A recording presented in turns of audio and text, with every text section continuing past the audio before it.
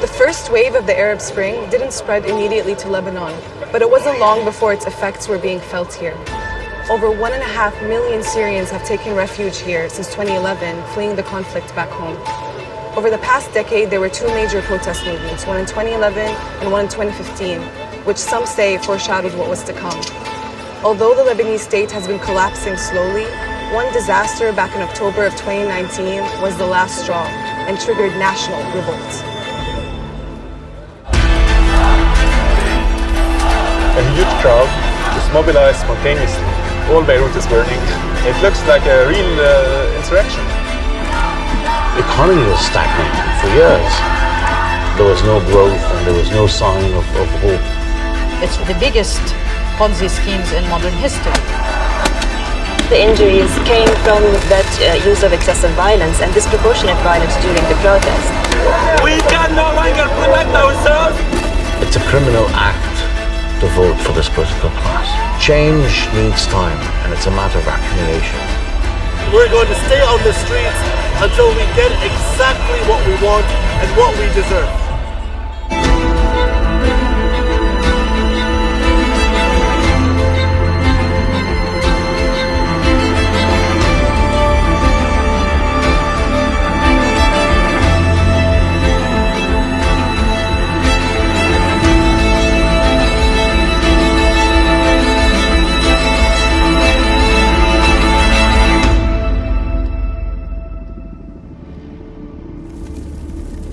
On October 13th of 2019, wildfires broke out in Lebanon's western mountains. The Lebanese government proved incapable of responding adequately. Its firefighting aircraft had broken down and hadn't been repaired. Civilians were left to fight the fires themselves before help arrived from overseas. During these fires, the parties of the system were blaming each other. The people were organizing the relief and the work, the aid. This helped people to sense the power of solidarity. في ناس تشردت من بيوتها في أشجار زيتون. يعني الوضع الاقتصادي خانق الناس. Frustration at the government of Prime Minister Saad Hariri was mounting, and yet a few days later it announced a highly controversial new tax, a $6 monthly charge on internet messaging apps like WhatsApp and Viber in order to raise state revenues. What, in your opinion, sparked the uprising in October? The economy was stagnating for years, and so there was no growth and there was no sign of hope for the future. And add to all of that the political class in one meeting decided that the solution was basically more taxes on an already fatigued population. We saw an outpouring of the population into the streets, more young faces on the street. They showcased unity in different areas, demonstrating at the same time. So there was this sign that we're tired of the same old politics in which we want more transparency, we want good governance, and we want change, we want transition. Protests aren't uncommon in Beirut, but this time hundreds of thousands of people from across the country took to the streets demanding change.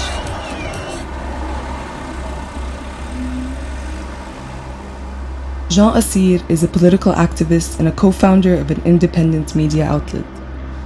When you look back at the uprising, do you have a moment or like a specific memory that's like ingrained in your head that you could tell me about? The first night, we see a huge crowd that has just mobilized spontaneously.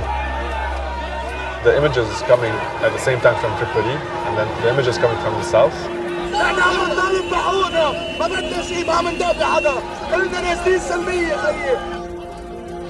All Beirut is burning.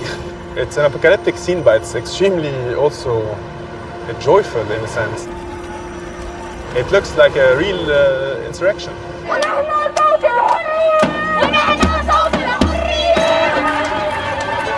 What you heard on the streets and what you saw sprayed on the walls was that the revolution was female. Lebanese women were at the forefront of the protest, leading, organizing, and fighting back.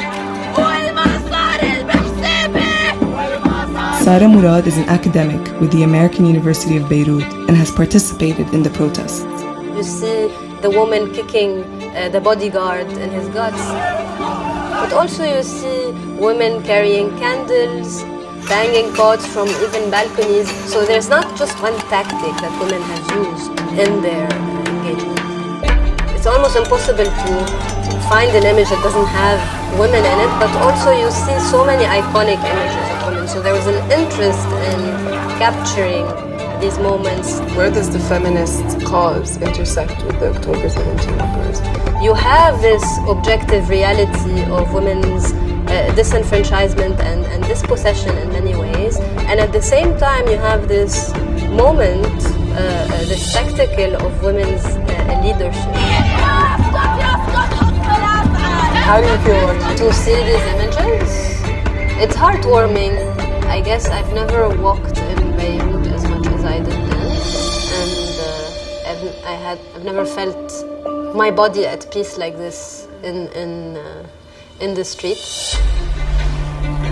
One good message out of that 17 October protest movement was basically telling a political class which was using and abusing the sectarian system and sectarian differences for its own good. It was telling them that, look at us, we're not really, that divided.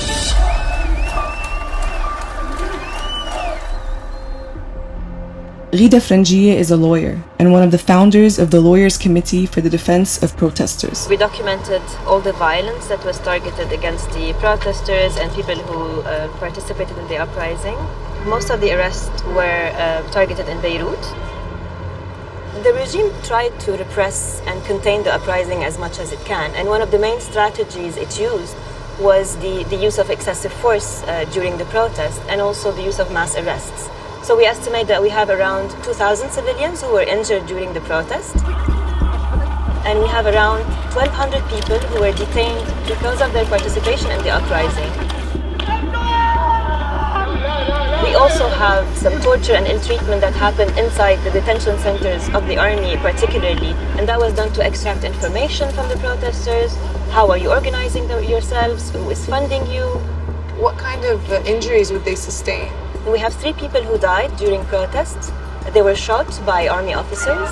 And we also have around 25 people who lost their eyesight and a lot of injuries in the back, in the legs. We have people who lost their hearing. Most of the injuries came from that use of excessive violence and disproportionate violence during the protest. The moment that security forces decided to break up a protest, they were using violence indiscriminately, so any bystander could get injured.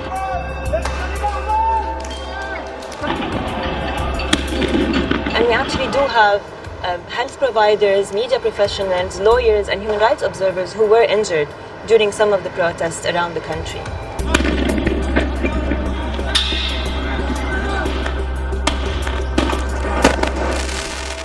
Another strategy that the regime used was actually attacks on protesters by the civilian supporters of the ruling parties. That violence was not only used to break up the protest, as they say, but also to punish protesters merely for seeking that political change. It could have been the bodyguards of politicians who shot at protesters.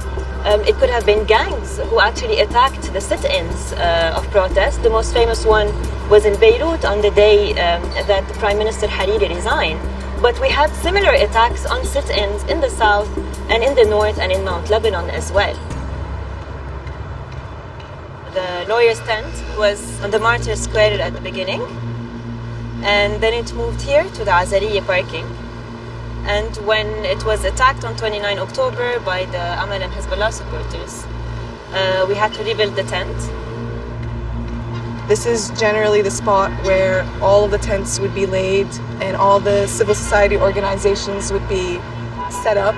There would be the Red Cross, the Lawyers Association.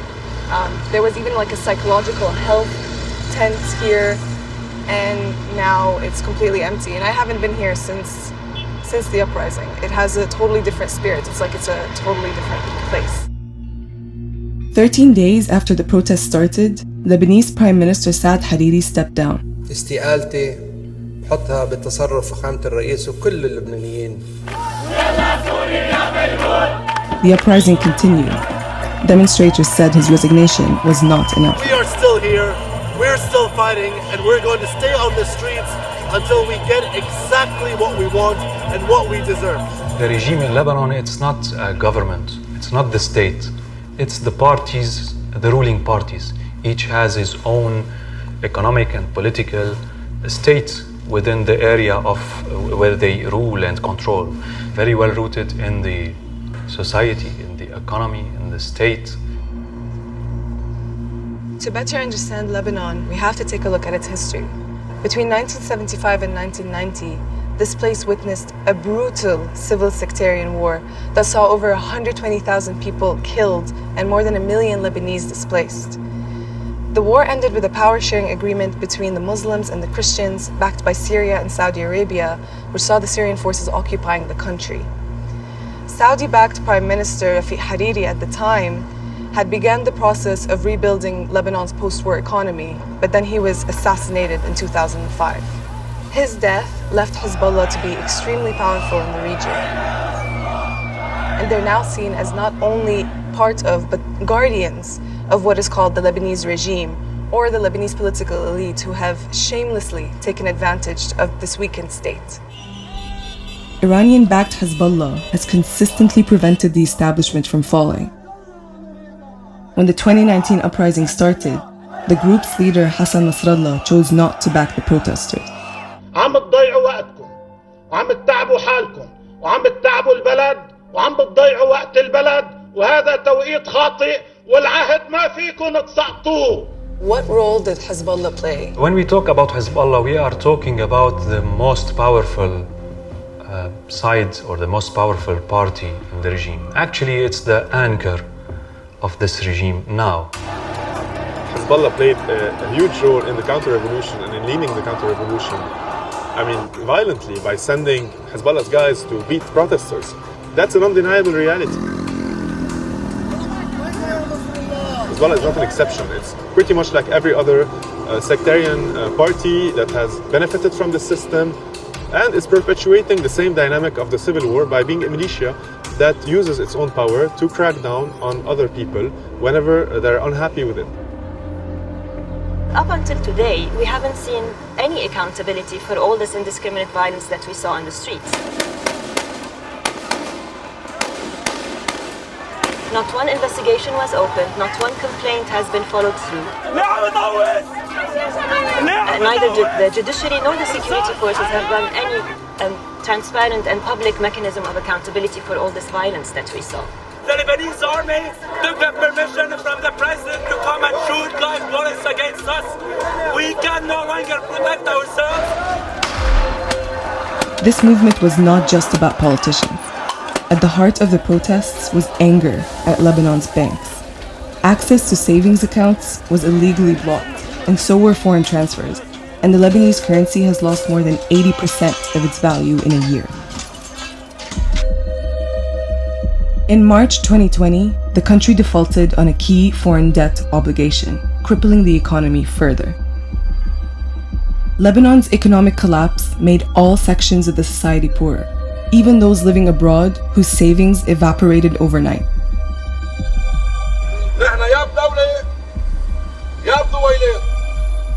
Maurice Assis has been protesting outside Lebanon's central bank. Like many other parents, he's no longer able to send money to his son who's studying overseas. طلاب عم يترفضوا من الجامعات، عم ينشحطوا من الشقق اللي اخدينها، نايمين بالشوارع. عم تشوف اشياء بحياتك لك ما حدا بيغربها بعد. وأنا عسكري متقاعد، بقبض $1,600,000، $200. عندي ولدين. طب كيف بدي ودي لهم؟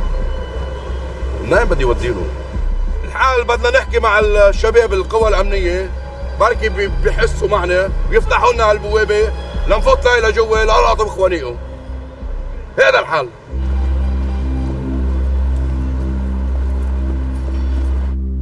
Dima Krayem is an economic researcher and has been following the rapid decline of Lebanon's public finances.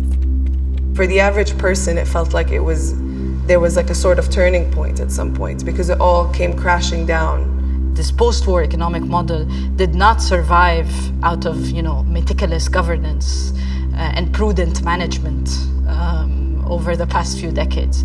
Instead, it survived through broadcasting false confidence and resuscitation conferences in which we promised structural reforms that never materialized in exchange for bailing out the system. It's always described as an economy in crisis. I mean, did they not see this coming? Or did they see this coming and they were like, this works for us? There were enough signs that an imminent collapse was coming. Growth estimates were faltering, capital inflows were faltering, so you had a decrease in bank deposits. The gains of this model seldom trickle down.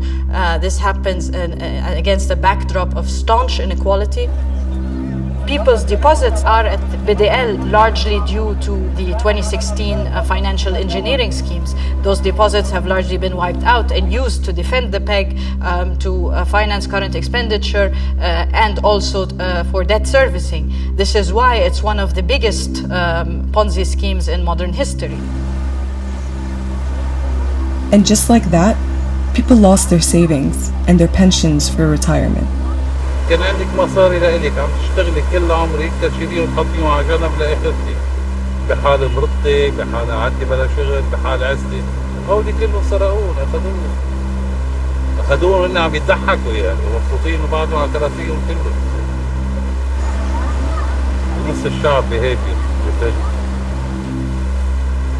واللي بده يخضع اللي باقي نص التاني يعني بده يعيش مثل ما هالخطة مرسومة لهالعالم يعني أكثر شيء هلا صارت فرحته إنه يصيد سمكة.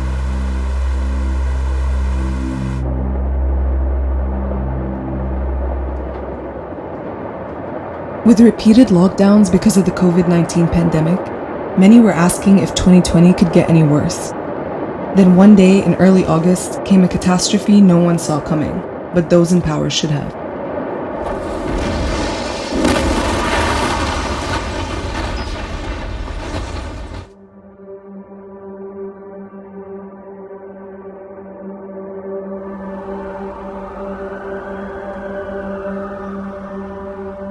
I was in my bedroom when I heard the initial sound, and I opened my balcony doors only to have my room collapse around me.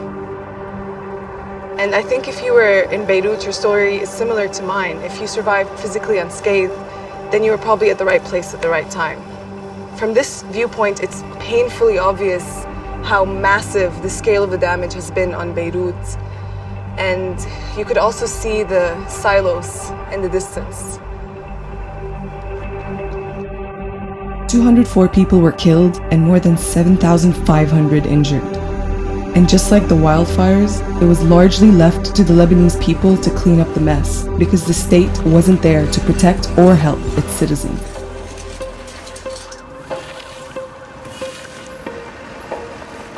For the Lebanese people, the explosion confirmed what many already suspected. The political system had failed beyond repair.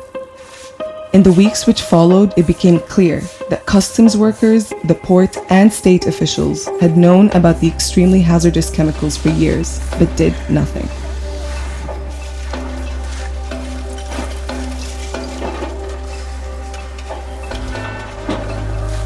All volunteering here since day one of the explosion. It's really sad to see that our government is doing nothing towards these people. They tell us you, the young people, you are the government, you are the ministers. You should be all presidents. You should be proud. You should be proud with what we are doing now. So this gives us the only motivation we need to continue working and helping rebuild Beirut. Honestly, we can say that we are blind about our future. Only sure about that we will try to change. We will do the work to change this country. نحن لوين رايحين؟ طبعا على جهنم.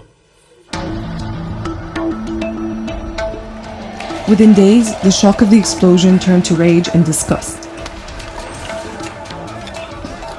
And some of the most violent protests in recent Lebanese history.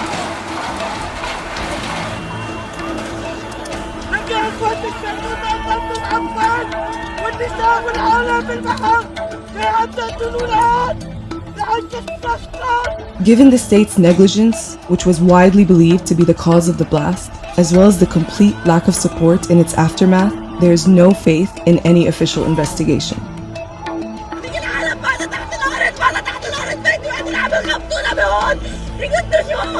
Prime Minister Hassan Diab, who replaced Hariri, resigned soon after and promised a fast investigation. التحقيق لازم يكون أولوية ونتائجه لازم تكون سريعة. Now, supposedly, the same people who might have caused the blast are going to be the ones who are investigating it. Could you tell us more about the situation legally, what this means? We have very serious concern about the investigation into the blast. And so far, we think that we do not have elements to reach a good conclusion and to actually have a fair trial. The special prosecutor has a huge conflict of interest in this case. He was investigating the explosive material right before the explosion, and he has a family relationship with one of the most prominent suspects in this case, who was a former Minister of Public Works. Up until now, none of the ministers have been interrogated as suspects, and there seems to be no intention to actually sue and accuse the high political leaders who were responsible for this blast. They are limiting the investigation to small agents, small public agents and officers so far. Spirits are completely crushed. How do you get back up after something like that happens? I will just say it. I will not choose. I will just not sugarcoat it. It's a sense of revenge. I mean, it's not justice that I want at this stage. It's revenge, really. And not revenge in any barbaric way, but it's for me. I want to have the satisfaction, not just of justice, but of us winning politically.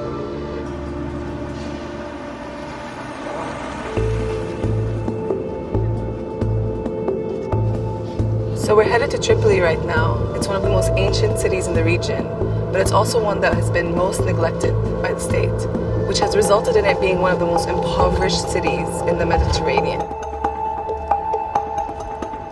Right here is Tripoli's train station. It used to run all the way to central Beirut to Marm Khail. It even linked to Aleppo in Syria. But it was heavily damaged by the civil war, and it was abandoned by the Lebanese state in 1975. It's crazy for me to think that, first of all, the state of public transportation in the 1970s is better than it is today. And second of all, it's crazy to think that somebody's still getting paid for running the trains in Lebanon that are so obviously out of function. Ibrahim Lashin felt his life in Lebanon had become hopeless, so he tried to escape. He paid 5 million Lebanese lira, around $800, to hitch a ride on a fishing boat bound for Cyprus. بدي اخذك معي فرجيكي طرابلس. ما تخافي. أجيني طرابلس. في عالم هون هيك شوي صغيرة معهم سلاح وعندهم شباب وكذا، مستلمين هالنقطة مع حمانك شايفة سيف في سياراتهم بالنص، عاملينك يا رجل. هيك بدك تعيشي بهذا البلد، بدك تعيشي تكوني حاطة فرد على خصرك وبدك تمشي، إذا واحد قال لك مرحبا تشيلي تقوصي. أنت قد إيه عمرك؟ 22. تغيرت عليك طرابلس بآخر السنين ولا إنه طول عمرها هيك؟ لك إذا يكون معي 5000 بجيبتي تقضيني جمعة، شو هلا 100,000 ما بتجيب لك علبة لبنة وكرتونة بيض وركتين خبز على البيت؟ يا بدك تبيعي مخدرات، يا بدك تبيعي سلاح، يا بدك تبيعي شيء هيك غير شرعي أو غير مقبول يعني بالمجتمع حتى يصير معك مصاري أو حتى تعيشي. أنا بدي أعيش بكرامتي، إذا ببلدي ما عم بقدر أعيش بكرامتي، شو بدي ضلني قاعد عم بعمل هون؟ شو صار معك بالبحر؟ شو القصص اللي هالقد يعني إنه تتذكرهم ما تنسيهم بحياتك؟ من شو نقصوا 15 واحد منها هيني قدام عيونك، يعني هيدا عم بيموت وهيدي ماتت وهيدا كبيناه بالبحر وهيدي كبيناها بالبحر، وين بدك تروحي فيهم؟ بس انت واقفه هون وهيدا البحر كلياته عم تطلع ريحتهم عم ينفخوا، جربت غرق حالي، قلت خلص بدي موت ما بفيني، انا يئست اكثر من هيك ما عاد قادر احمل يعني وفي حدا ينشال من هيك مطرح مستحيل. عم بلتفت هيك عم بطلع لوراي عم لقيت برجة كتير كبيرة. حاولت صفر لهم صرخ لهم عيط لهم هيك عم شافوني. انا في معي مركب هون بيتروى عليه تقريبا 30-40 شخص حيموتوا، بدنا مين يساعدهم؟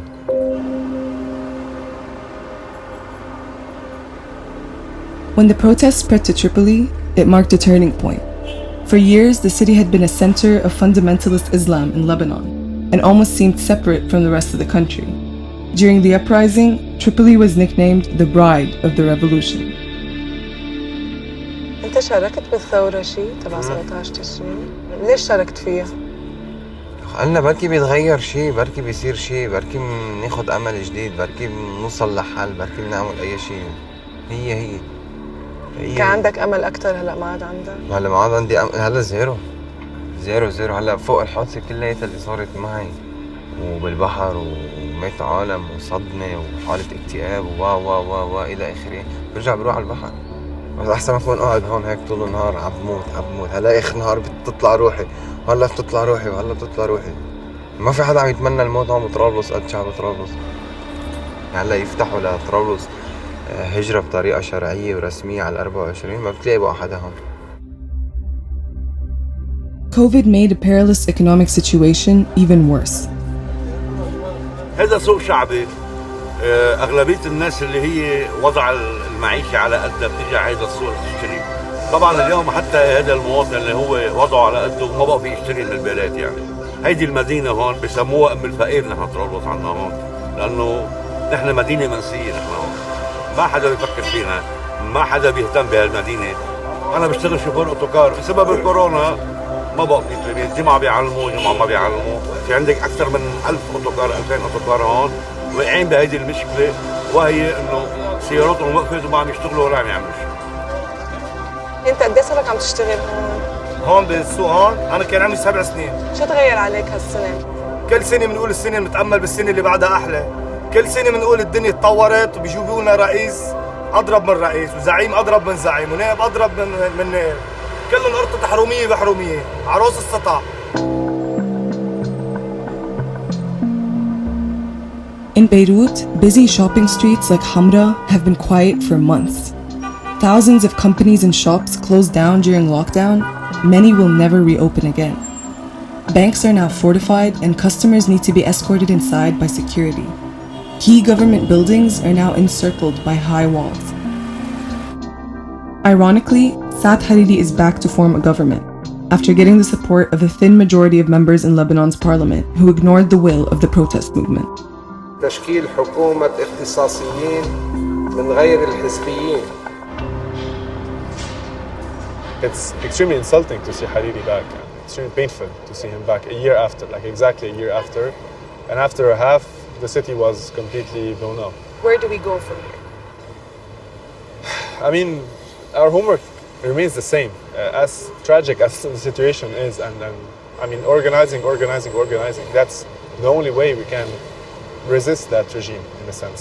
But then if we're unable to mobilize on the ground and to be able to translate our common interests into political battles through political structures that are called parties and syndicates and so on, and neighborhood groups and like all forms of organizing, we won't be able to move forward. So we need a foundation.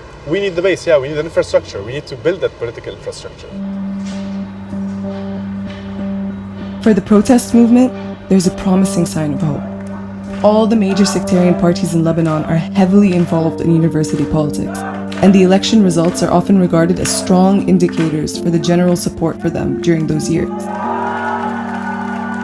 Any small change matters in this country, be it the university elections, be it small elections in like the order of engineers or any other elections in the country. The youth are going to change what this country is in the next 10 years or so. So this is very integral for us. This year, the secular student clubs won a massive percentage of seats in all faculties in 3 major universities in Lebanon with an unprecedented landslide. This has been welcomed by many as an encouraging symbol of change. We sort of won the battle of ideas to a large extent in defining our opponent and also saying that we need radical change. Reforms are no longer useful and can no longer do the job. We are seeing a change in politics that we have to look at from the bigger picture and not think of the immediate results.